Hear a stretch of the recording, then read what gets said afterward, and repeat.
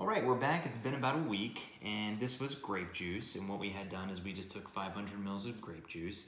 We didn't add any more sugar. We just put some in this jar, and then we put in some yeast, 3.5 grams of rapid-acting yeast that we had. And so 500 mils grape juice, 3.5 grams of yeast. The original density, or specific gravity really, it was 1.062, okay?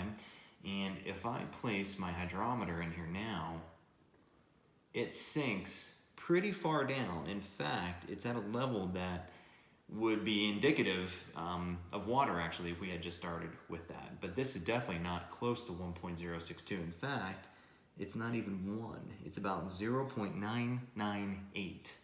That's the specific gravity. So if we use our equation where we do final minus initial or initial minus final absolute value, and then we divide by 0.776 and then multiply by 100 for the actual percent concentration there, then what you're actually going to get is 0.998 minus 1.062, and once you divide that by 0.776 and multiply by 100, it turns out to be a little over 8% of alcohol by volume.